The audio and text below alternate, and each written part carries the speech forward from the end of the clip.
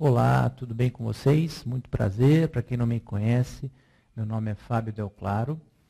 Eu vou falar para vocês hoje a respeito de um curso que nós estamos montando aqui no Medcel.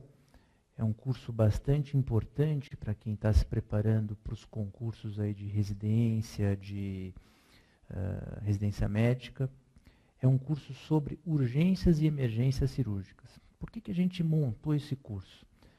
Hoje em dia está cada vez mais comum na prática dos exames de residência você fazer uma associação entre a parte teórica e a parte prática.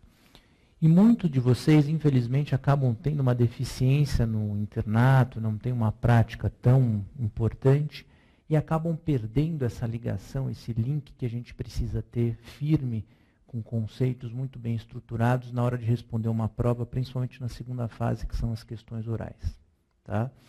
Então, visando isso, a gente pegou os temas mais importantes dentro da cirurgia, os temas que envolvem urgência e emergência, tentou condensar as informações mais preciosas para vocês e fazer essa ligação entre a parte teórica e a parte prática, o que vocês têm que fazer de atenção para ter um sucesso ainda maior quando vocês estiverem aí na segunda fase dos exames.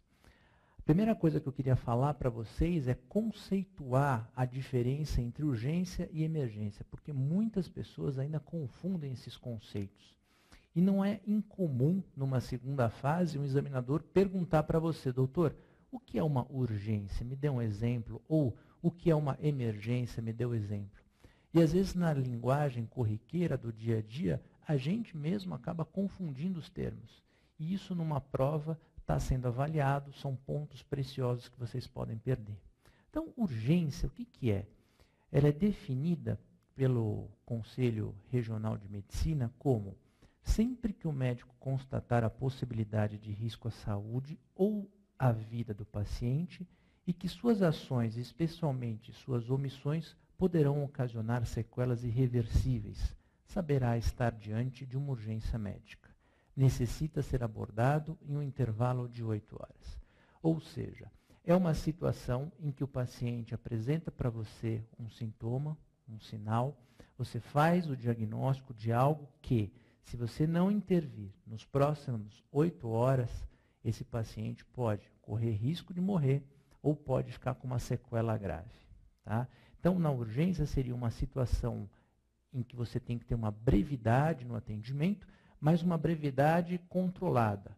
Você tem um tempo de compensar o seu paciente, você tem um tempo de, eventualmente, corrigir algumas alterações clínicas que esse paciente venha a manifestar antes de levá-lo a um procedimento cirúrgico. Um exemplo clássico, uma apendicite. Então, você faz você tira a história do seu doente, você faz o seu exame físico, você conclui que é um abdômen agudo inflamatório, provavelmente por uma apendicite. Aí você avalia se o paciente está hidratado, se ele está curado, se ele está com a frequência cardíaca no limite aceitável, antes de levá-lo para a cirurgia. Mas isso tem que ser feito nas próximas horas. Já a emergência é o contrário. É uma situação em que você não tem muito tempo. Nos próximos minutos, se não imediatamente, você tem que agir, senão o paciente vai evoluir para óbito. Tá? Então, é caracterizado, né, emergência. Uma emergência é um machucado ou doença que necessita de atendimento médico imediato. Essa palavra imediato, acho que é o grande diferencial, é o que caracteriza realmente uma situação emergencial. É uma situação ou problema que compromete a sobrevivência do indivíduo a curto prazo, seja por doença súbita ou trauma, exemplo, um tiro, né, um projétil de arma de fogo que penetra o abdômen e pega um ramo importante da aorta. Se você não abrir aquele paciente imediatamente ou logo nos próximos minutos, fatalmente esse paciente vai evoluir para óbito. Tá? Então, não tem tempo, é uma coisa imediata.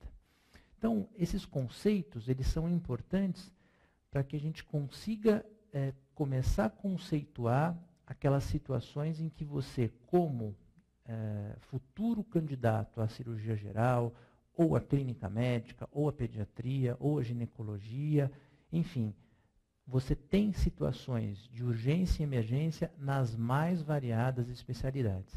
Tá? No nosso caso, a gente procurou condensar aquelas que são cirúrgicas, aquelas que você tem que ter um empenho ou uma conduta cirúrgica. Então, qual que é o nosso objetivo? Nosso objetivo, primeiro, é estimular o raciocínio de vocês com esse curso, fazer com que as situações que muitas pessoas têm medo ou não tiveram oportunidade de vivenciar no internato sejam trabalhadas, sejam estudadas e você consiga elaborar um raciocínio lógico para responder as questões. Tá? Essa imagem da mão com o globo é o que nós pretendemos com o curso. Dar uma visão global a vocês, independente da área que vocês forem prestar nos exames de residência, para que vocês, pelo menos no que se refere à urgência e emergência cirúrgica, tenham esses conceitos bem sedimentados. Esse curso ele é baseado principalmente para que você trabalhe essa curva desse gráfico, que é uma curva trimodal. Então, olha só que interessante. Foi feito um estudo em que mostrou que, no caso de trauma, por exemplo, você tem uma grande curva inicial, que é de mais ou menos 50% dos casos, uma outra de mais ou menos 30% e uma outra de 30%. Então, 50%, 20% e 30%. O que quer dizer isso? No decorrer do tempo, isso daqui é óbito. Isso aqui é a curva temporal. Então, o que a gente observou? 50% dos traumas graves, dos acidentes graves que nós temos, o paciente acaba evoluindo nas primeiras horas a óbito, tá? Geralmente nas primeiras 2 horas. Isso por quê? Devido a um grande impacto ou devido a uma gravidade muito importante daquele evento.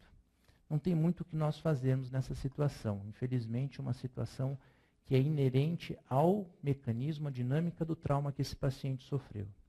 Porém, em 20% das vezes, você consegue, com algumas medidas e condutas adequadas, melhorar o prognóstico e diminuir esse índice de mortalidade.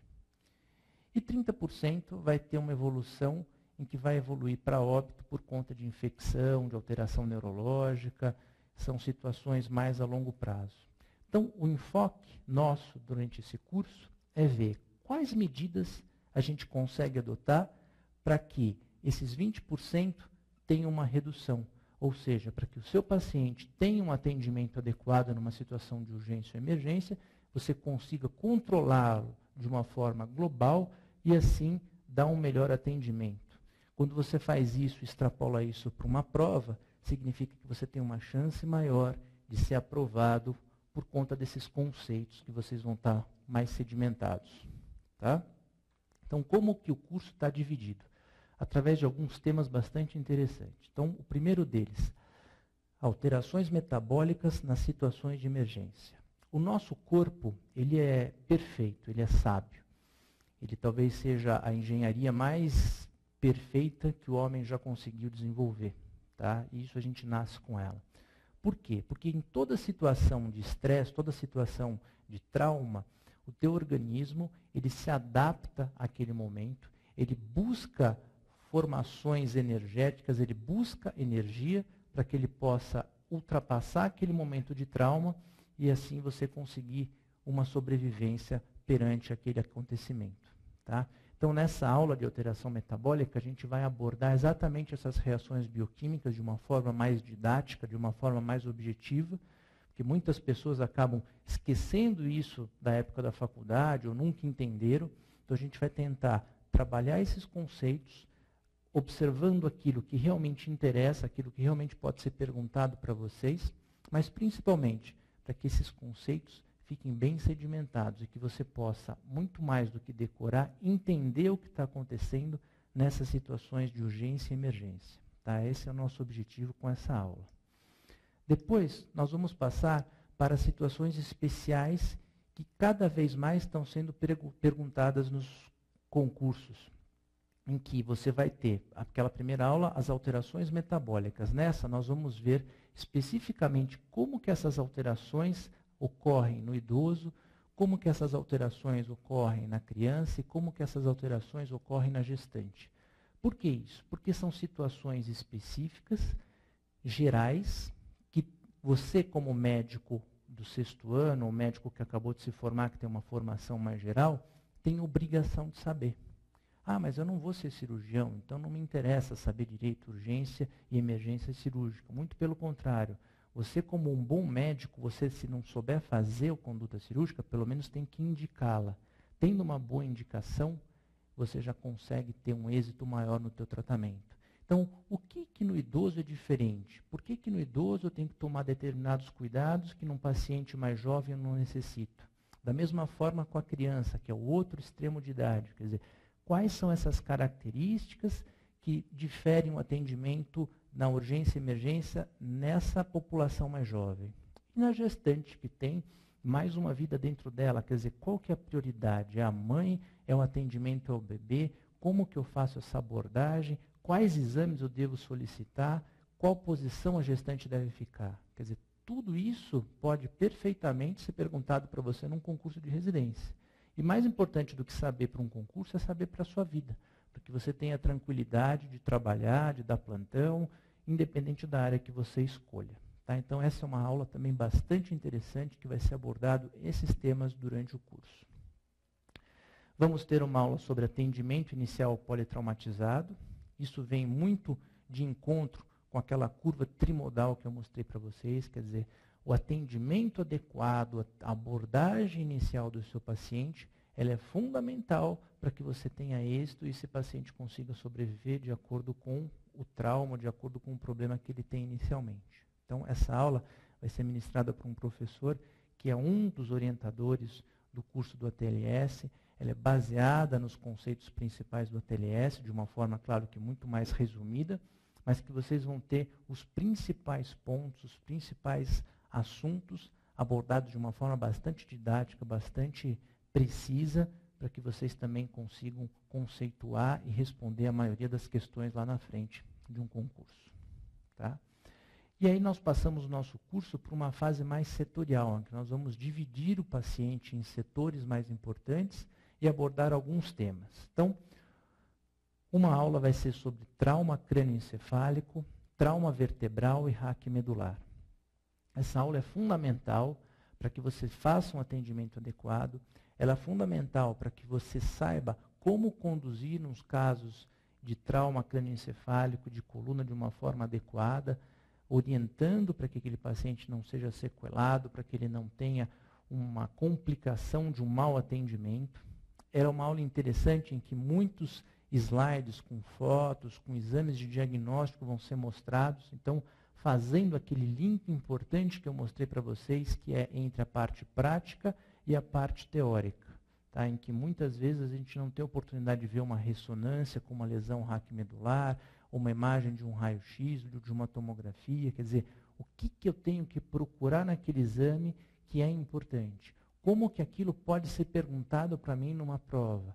E como que na prática eu tenho que conduzir os meus casos? Quer dizer, que exame que eu peço, como que eu conduzo, como que eu oriento o meu familiar. Tudo isso vai ser abordado aqui nesse tema. E um dos temas interessantes que a gente acaba se deparando é com a morte encefálica. Por quê? Porque hoje, cada vez mais comum, nós tivemos agora, nesse primeiro semestre lá no Hospital Albert Einstein, o primeiro multitransplante de órgãos aqui no Brasil. Fizeram um transplante multivisceral, parte do estômago, parte do intestino, pâncreas. Então, cada vez mais esses conceitos vão ser perguntados nos exames modernos, né? É uma tendência mundial. Então, a gente tem que estar apto, a gente tem que estar preparado para identificar um paciente que é um potencial doador. Isso, com certeza, vai ser cada vez mais incidente nesses exames de residência médica. Então, como fazer o diagnóstico adequado de uma morte encefálica? Qual que é o conceito de morte encefálica? Como que isso é abordado? Como que é feito esse exame? Isso também vai ser abordado durante esse curso de uma forma bastante didática. Isso é muito importante para vocês, para reviverem ou para aprenderem pela primeira vez. Tá? Trauma de face e pescoço, uma aula quase que sequencial, aquela aula de trauma crânioencefálico. Muitas vezes a gente se depara com situações que nos chamam a atenção, a gente fica muito atento a esse tipo de lesão, elas impressionam porque elas são altamente mutilantes ou deformantes. Mas mais importante do que ficar impressionado é você se controlar como médico e saber qual que é a prioridade nesse atendimento. Como que eu devo proceder? Será que eu posso entubar um caso como esse? Será que eu já tenho que garantir uma via aérea através de uma traqueostomia? Ou eu tenho que fazer uma crico? Qual que é o conceito de um ou de outro? Quando que eu uso um? Quando que eu uso o outro? Como que eu classifico esses traumas, essas fraturas? Isso vai ser também abordado de uma forma bem didática para que vocês consigam se familiarizar com esse tipo de imagem e, eventualmente, responder algum tipo de questão sobre esse tema. Urgência em ortopedia. Muitas vezes a ortopedia é negligenciada, ou é pouco estudada, ou não tem esses conceitos. Quer dizer, às vezes você acha que uma fratura é mais grave do que uma luxação e, conceitualmente, isso não é verdade, né? Então, quais são as situações em que eu devo, mesmo tendo uma formação mais geral, mesmo que eu não vá fazer ortopedia, como que eu devo proceder com determinados casos? Quer dizer, que casos que eu devo chamar imediatamente o colega da especialidade e como que eu devo estabilizar o meu paciente até que esse colega faça a sua avaliação? Quer dizer, como proceder nessas situações diferentes da ortopedia? Então, esses temas vão ser também abordados durante o curso nessa aula de urgências em ortopedia. Depois nós vamos continuar com as outras especialidades. A cirurgia vascular classicamente tem uma série de situações de urgência e emergência. Tá? Nós vamos abordar os aneurismas, nós vamos abordar as obstruções arteriais.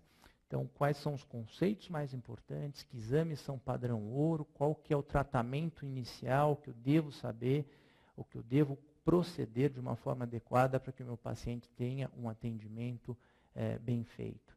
E a urologia, muitas vezes a gente acha que não tem urgência, que são cálculos, que são os temas que a gente estuda para residência, ou câncer de próstata, mas dentro da urologia, nós temos sim alguns casos que, se você não tiver uma conduta imediata, que você não tiver uma abordagem certa, o seu paciente pode ter uma sequela grave e pode ficar com uma sequela para o resto da vida. Então, são essas situações menos frequentes, mas muito importantes, que nós gostaríamos de abordar aqui também durante o curso. Tá? Vamos seguir com os outros temas. Vamos falar um pouco numa aula sobre queimados, como eu devo proceder o atendimento inicial e que tipo de curativo eu devo fazer. Quer dizer, eu devo estourar uma bolha numa queimadura de 2º grau ou não? Quem estoura, estoura por quê? Quem não estoura por algum motivo. Que tipo de curativo eu devo fazer no meu paciente? Como que eu devo fazer o tratamento inicial? Como que esse paciente deve ser orientado? Eu devo internar esse paciente ou eu posso fazer o curativo e encaminhá-lo para um ambulatório de especialidade para fazer um acompanhamento ambulatorial? Quer dizer, esses conceitos são fundamentais para você, independente da área. Se você é um pediatra, hoje é muito comum, criança está na cozinha, passa perto do fogão, derruba xícara de café, xícara de chá, água quente, queima a mão, queima a face. Quer dizer, como que eu devo proceder? Devo internar? Que tipo de abordagem eu devo fazer no pronto-socorro? E os curativos mais modernos que a gente tem hoje, o que eu devo estar utilizando? Então, essa aula é uma aula importante para a gente balizar o conhecimento geral que nós temos, para a gente deixar todo mundo com todos os conceitos mais atuais desse tema, para que você responda uma boa questão de uma forma adequada naquele serviço que estoura a bolha, assim como naquele serviço que não estoura a bolha. Mais importante do que decorar se aquele faz isso ou aquilo, é entender o porquê que você tem que fazer aquilo e porquê que você não deve fazer aquele outro.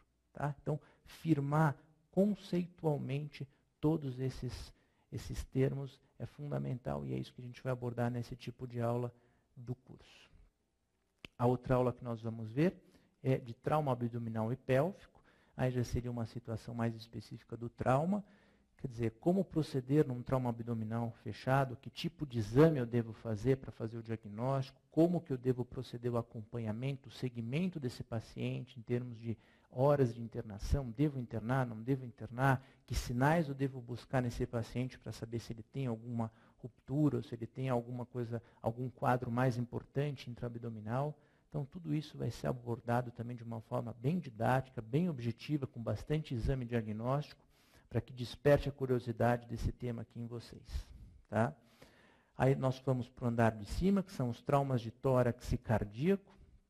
É um trauma bastante menos frequente, mas muito complexo, em que se você não tem esses conceitos, você acaba perdendo o paciente. Tem muita gente que se depara com um trauma cardíaco e não sabe nem o que fazer. Não sabe qual que é a indicação de uma toracotomia na sala de emergência, quando que eu devo proceder ou não. Então isso vai ser abordado nessa aula de trauma de tórax e traumas cardíacos. Uma situação comum, principalmente em UTI, você que vai fazer terapia intensiva, que vai passar acesso venoso central, que você pode fazer um pneumotórax, você pode fazer um hemotórax, ou um paciente que já tem uma doença pulmonar e desenvolve um derrame pleural. Quer dizer, nessas situações, quando que eu devo intervir? De que forma eu devo intervir? Posso drenar? Devo chamar um especialista? Que tipo de dreno eu estou autorizado a utilizar nessas situações? Quanto tempo eu deixo esse dreno? Então, são perguntas corriqueiras que a gente vai abordar. E o acesso a vias aéreas, quer dizer, quais são os acessos na emergência e na urgência que eu mais utilizo. Tá? Isso vai ser muito abordado nessa aula. Outra aula importante é uma aula sobre acessos venosos centrais. Nós vamos abordar através de esquema, de manequins, os principais acessos venosos, quais são os pontos de anatomia que você deve saber, ainda que você tenha medo ou nunca tenha passado um acesso central, pelo menos saber descrever a técnica de uma forma adequada. Esse eu acho que é o objetivo principal. E a anestesia na emergência. Muita gente acha que a anestesia é sempre igual para todo mundo. E não é. Né? Na situação de urgência e emergência, você tem uma série de detalhes, uma série de peculiaridades que são fundamentais que você tenha o conceito muito bem concretizado dentro de você. Então, a gente vai abordar as manobras de intubação rápida, quando que eu devo proceder, devo utilizar anestesia geral ou posso fazer um bloqueio, quer dizer, qual tipo de anestesia está mais indicado para determinada situação, num trauma crânioencefálico, que tipo de anestesia é a mais adequada, como que eu devo, quais cuidados eu devo tomar durante o tratamento, durante a abordagem desse paciente que tem uma situação de urgência.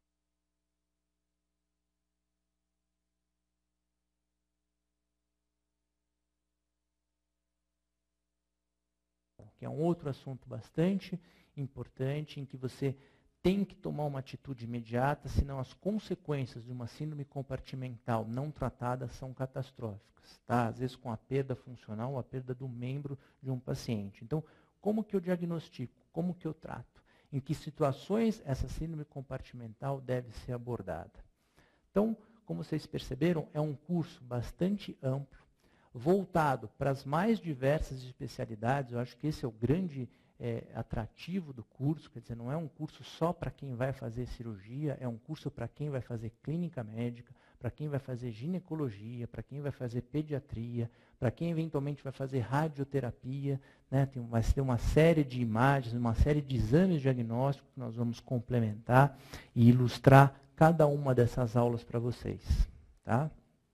Uma outra aula muito interessante para a conclusão do curso vai ser uma aula sobre transfusão sanguínea. Quer dizer, quando que eu transfundo um paciente numa situação de urgência e emergência? Que tipo de hemoderivado eu devo introduzir? Só plaqueta? Só hemácia? Sangue total? Qual que é o limite de HB? Isso tem uma regra de receita de bolo ou isso é baseado na clínica? Como que eu devo proceder de uma forma adequada? E essa imagem final, a imagem aqui, é uma imagem da controvérsia. Quer dizer, há situações em que o médico indica, mas o paciente é, por exemplo, de uma religião como a Testemunha de Jeová, que não aceita receber sangue. Quer dizer, como que eu devo fazer como médico? Eu devo obedecer à religião, tenho que respeitar a religião do paciente, ou eu tenho que ser mais assertivo, tenho que tomar uma conduta mais médica? Quer dizer, até que ponto, como que você faz essa decisão? E isso é muito importante para você, que está acabando a faculdade, ter esse conceito para você poder argumentar, para você poder ter uma atitude, para você ter uma conduta adequada. Então, Então isso também vai ser uma aula bastante interessante, com vários conceitos filosóficos, religiosos e principalmente médicos, legais, que vão orientar a gente a ter uma conduta adequada nesse tipo de situação. Tá?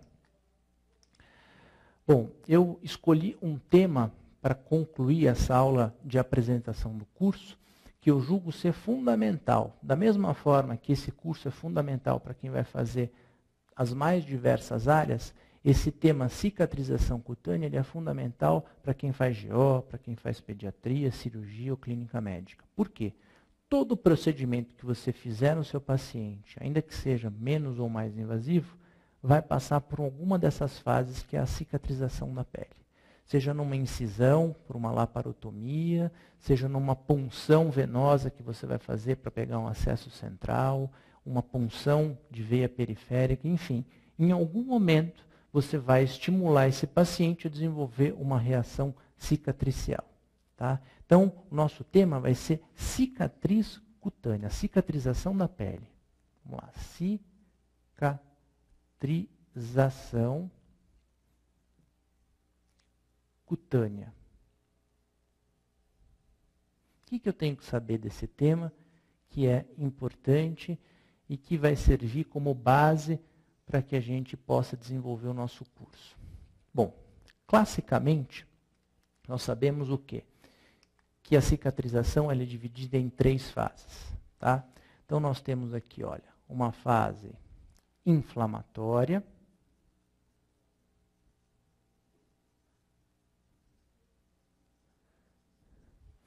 nós temos uma segunda fase, que é uma fase dita proliferativa,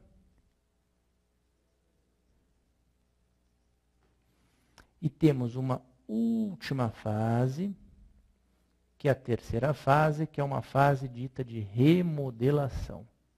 Isso daqui é questão certa em algum momento de alguma residência médica que vocês forem prestar. Quer dizer, quais são as fases da cicatrização? Inflamatória, a fase inicial, proliferativa, que é a segunda fase, e a fase de remodelação, que é uma terceira fase.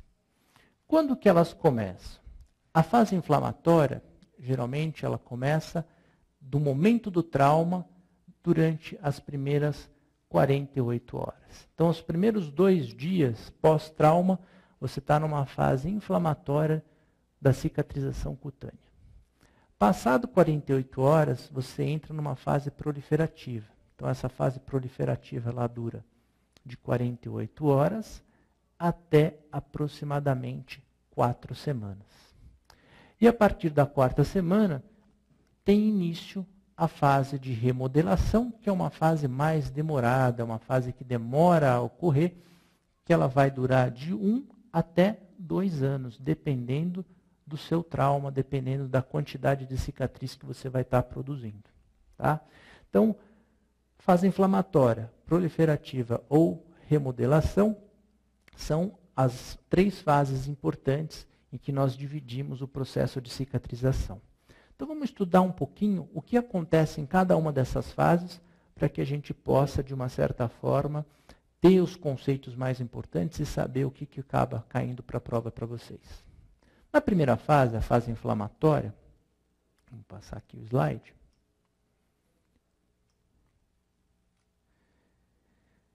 Como eu falei, tem início do trauma, dura de 24 até 48 horas. Tá? Essa fase inflamatória é uma fase em que você vai ter a ação de 2 grandes sistemas.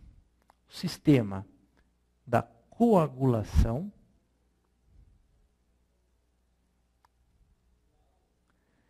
e o sistema inflamatório. Então, toda aquela aula de bioquímica que vocês tiveram no 1º e 2º ano vai estar sendo aplicada aqui. Tá? No sistema de coagulação, sem dúvida alguma, a primeira célula e a célula mais importante que chega no início desse processo de cicatrização são as plaquetas. Então, o que vai acontecer? Vamos sublinhar aqui, ó, as plaquetas. Você tem um trauma, naquele local de trauma você tem uma lesão tecidual, prontamente chega a plaqueta e começa a fazer o quê? Ativar o sistema de coagulação. Vai fazer o trombo no intuito de ter o quê? Uma hemostasia local. Você vai fazer uma hemostasia. Ao mesmo tempo, essa plaqueta vai liberar uma série de fatores derivados dela mesma, como o PDGF, que nada mais significa do que fator de crescimento derivado da plaqueta, que por sua vez vai atrair para aquele local outras células, como, por exemplo, os neutrófilos, que são os polimorfonucleares. Então, repare que interessante, nós começamos a ter o quê? Uma interação entre o sistema de coagulação e o sistema inflamatório. Além do PDGF, outras substâncias, como por exemplo as interleucinas, como a interleucina 1 e a interleucina 6, começam a ser o quê? Produzidas e geradas nesse local do trauma, no intuito do quê? De otimizar ainda mais esse sistema inflamatório. Com isso, outras células, além dos polimorfonucleares, como por exemplo os macrófagos, passam a ser o quê? Atraídos para esse local. Tá? Então não vamos nos perder. Nós estamos falando da cicatrização cutânea, especificamente da primeira fase, que é a fase inflamatória, que começa no momento do trauma e dura aproximadamente 48 horas. O que eu quis dizer para vocês até agora é o que é. É que durante a fase inflamatória, nós temos a ativação do sistema de coagulação e do sistema inflamatório. Como que isso acontece? As plaquetas, que são as primeiras células a chegarem nesse local do trauma, vão fazer uma hemostasia e vão liberar outros fatores bioquímicos. Esses fatores bioquímicos serão importantes porque eles atrairão para esse local outras células inflamatórias, como os neutrófilos e mais tardiamente os macrófagos. Tá? Então, esse slide ele resume basicamente isso que eu coloquei na lousa para vocês. Você tem início do trauma até 24, 48 horas, você tem uma hemostasia, uma vasoconstrição, você ativa a cascata de coagulação, você ativa a cascata de inflamação, e com isso você faz o quê? Uma rede de fibrina que propicia meio de migração de células até a formação de matriz extracelular. Em resumo, a chegada das células como os neutrófilos, os macrófagos, mais as plaquetas, é que vão constituir essa rede de matriz extracelular, que é o início da minha cicatriz, que é a primeira fase da minha cicatrização. E o mais interessante, quando nós temos a chegada dos macrófagos, e essas células eu vou colocar aqui em vermelho, eu gostaria que vocês fizessem isso no resumo de vocês, sem dúvida alguma são elas, os macrófagos, as células mais importantes de todo o processo inflamatório. Ponha em vermelho e coloque exclamação ao lado. Por quê? Porque são os macrófagos as células que nós denominamos maestros da cicatrização. Ou seja, são os macrófagos que vão reger, que vão ordenar para que o processo continue. Então, em resumo, os macrófagos eles vão fazer com que a gente entre na segunda fase do meu processo de cicatrização, que é a minha fase proliferativa. Tá? Então, quando chega o macrófago no local do trauma, nós já estamos entrando na segunda fase, que é a minha fase proliferativa. E por que essa fase se chama proliferativa? Porque nessa fase, você vai ter o quê? A proliferação celular de um outro grupo celular bastante importante, que são quem? São os fibroblastos. Então, vou colocar aqui, ó, fibroblastos. Os fibroblastos são outro grupo celular que vão se proliferar de uma forma bastante intensa nesse local e eles vão produzir a matéria-prima para a minha cicatriz, que são quem? Os colágenos. Então, olha que interessante. Depois dessa interação entre o sistema de coagulação e o sistema inflamatório, em que você tem a atração de várias células, entre elas, principalmente os macrófagos, nós começamos a ordenar, ou seja, os macrófagos começam a atrair e a estimular a proliferação de outro grupo celular, que são os fibroblastos. Esses fibroblastos vão produzir, dentro deles, aquela substância que são matéria-prima da minha cicatriz, que são os colágenos. Então, essa é uma foto do macrófago, que dá início, então, à minha fase proliferativa. E vamos falar um pouquinho dessa fase proliferativa. Ela dura, a partir do segundo dia, até 4 semanas, até um mês aproximadamente. Tá? Esses macrófagos vão liberar substâncias como, por exemplo, TGF-beta, que são os responsáveis pela atração desses fibroblastos nesse local.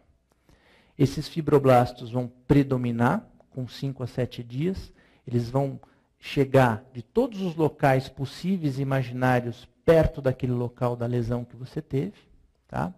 E eles vão produzir colágeno, que vão se juntar a essa matriz extracelular que já havia sido feita inicialmente na fase inflamatória. Junto com a produção de colágeno, você também tem a formação de novos vasos, que são aquilo que nós denominamos de angiogênese. E a contração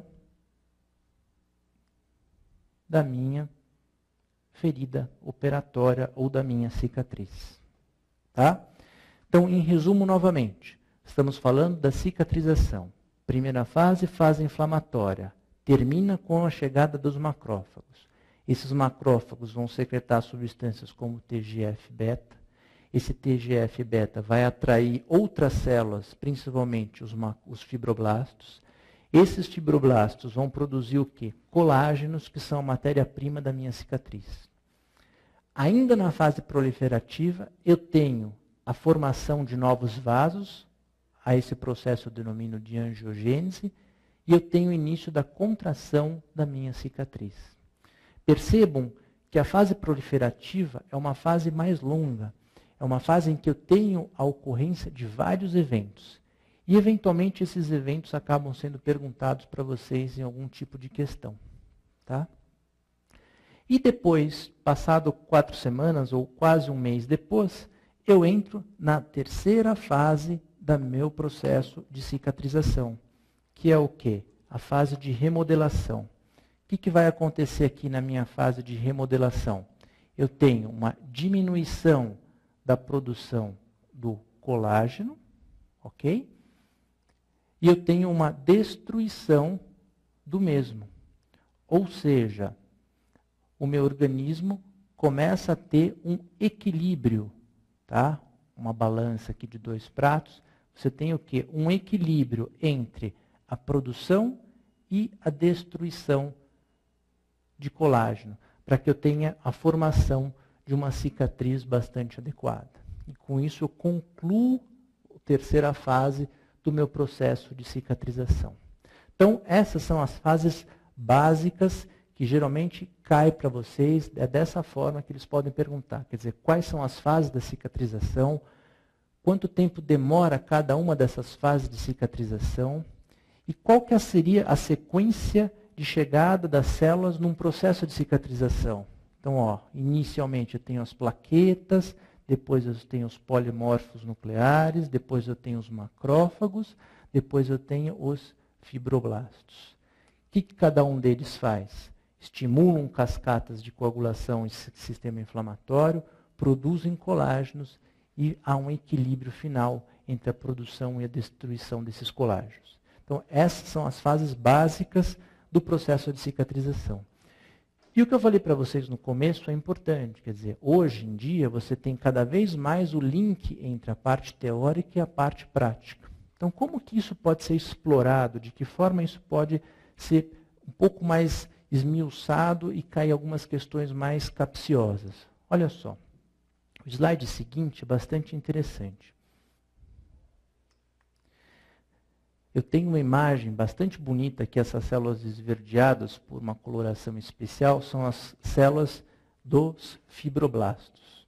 Eu quero ilustrar para vocês uma coisa importante, que é como que esses fibroblastos vão produzir esses colágenos. Tá? Então, olha só, dentro do meu colágeno, imagine o seu fibroblasto, desculpa, não colágeno, fibroblasto. Eu tenho um núcleo e eu tenho aqui dentro aquilo que eu chamo de sistema retículo endoplasmático rugoso. Tá? Dentro do sistema retículo endoplasmático rugoso, eu vou ter o quê? A produção do meu colágeno. É aqui que esse colágeno começa a ser feito. E como que isso acontece? O meu colágeno, ele na verdade é uma molécula de tripla hélice que tem essa configuração aqui tridimensional. Então isso aqui seria o quê? Uma molécula de colágeno. Como que essa molécula é feita? Através de outras subunidades menores, que são aminoácidos. Lembre, proteína, né? Quer dizer, colágeno é igual a proteína. Quem formam as proteínas? Os aminoácidos. Quem são os aminoácidos específicos que formam os colágenos? São 3. É a glicina, é a prolina e é a lisina. E como que isso acontece? Dentro do meu fibroblasto, que está extremamente se multiplicando nessa segunda fase proliferativa, o meu fibroblasto, no seu retículo endoplasmático rugoso, vai pegar unidades de aminoácidos de glicina, prolina e lisina, vai unir essas unidades entre elas, de modo que você tem uma configuração de tripla hélice, que é uma molécula de colágeno. Tá?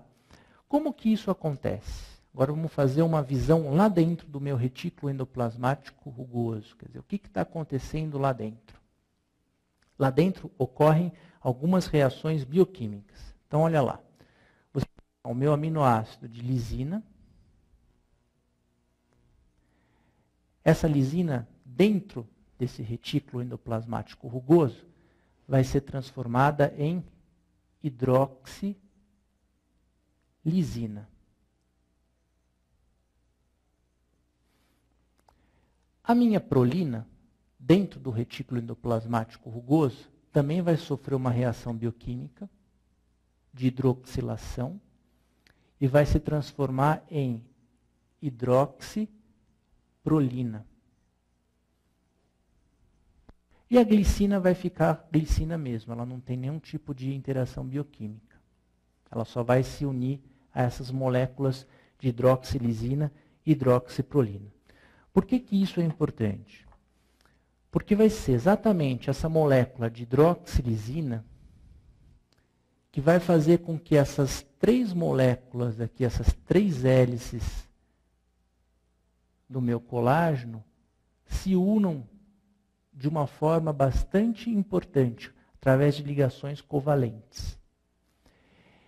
E essa hidroxiprolina vai ser responsável pela configuração tridimensional que essa molécula aqui adquire. Tá? Em outras palavras, não adianta apenas eu ter os aminoácidos. Esses aminoácidos têm que sofrer reação bioquímica dentro desse retículo endoplasmático rugoso, de modo que eu tenha a formação de hidroxilisina e de hidroxiprolina. A hidroxilisina vai fazer com que essas moléculas se liguem de uma forma bastante forte, e essa hidroxiprolina adquire essa configuração tridimensional. Com isso, eu tenho aquilo que eu chamo de procolágeno. Procolágeno. É essa molécula de procolágeno que vai ser eliminada do meu fibroblasto, nessa matriz extracelular que eu comecei a fazer desde a minha fase inicial do processo inflamatório. E no meio extracelular, essa molécula de procolágeno vai ser transformada em colágeno propriamente dito. Tá?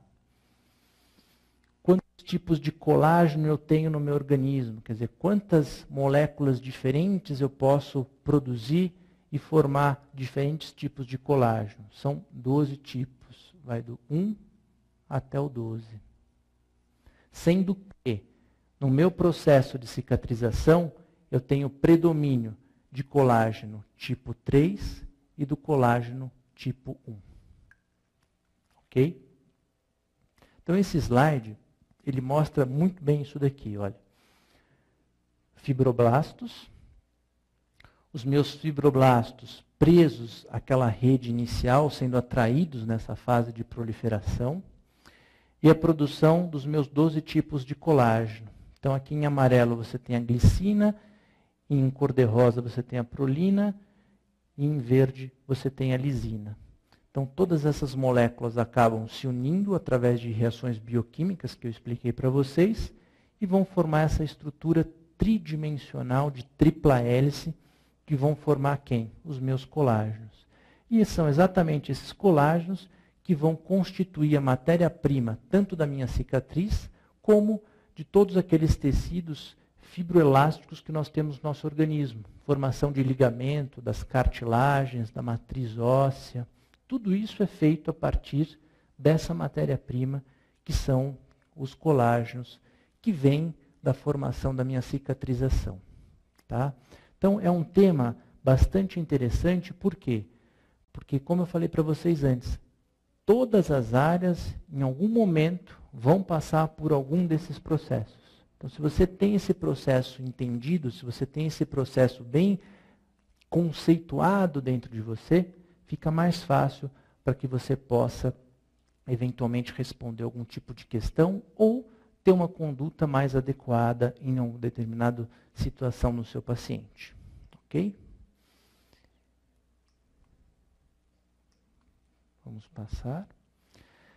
Aqui é o slide da terceira fase, da remodelação, em que essas metaloproteinases, né, tipo colagenase, começam a degradar, aumentar a destruição do meu colágeno, e os fibroblastos começam a produzir, mas de uma forma menor, a quantidade de colágeno final, de modo que você tenha, no fim, um equilíbrio e uma cicatriz mais adequada. Tá? Vamos passar aqui mais uma vez.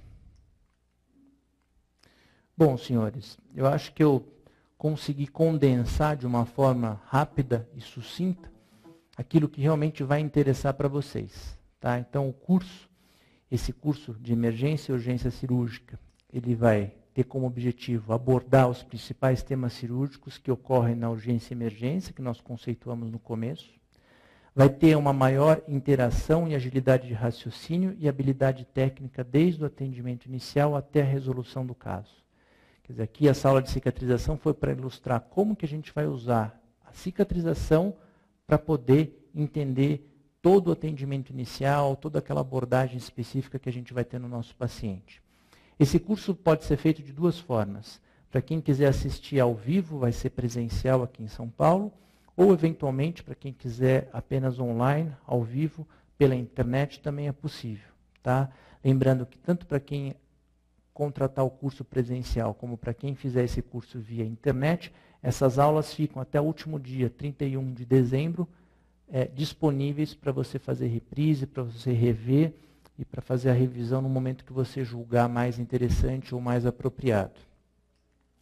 Ela vai ocorrer, esse curso, do dia 3 até o dia 19 de julho, todas as terças e quintas, sempre do mesmo horário, das 19 às 22 horas. Tem uma carga horária de 18 horas, tá? E dividido em 6 dias, em 6 módulos. Quem se interessar, tem a matrícula, o site e os telefones, para que vocês possam perguntar em relação ao valor, reserva, porque é um curso bastante concorrido.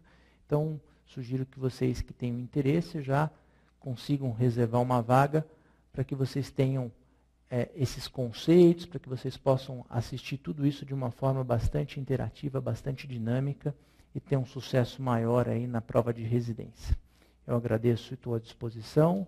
Muito obrigado e até o dia 3 de julho, se Deus quiser. Obrigado.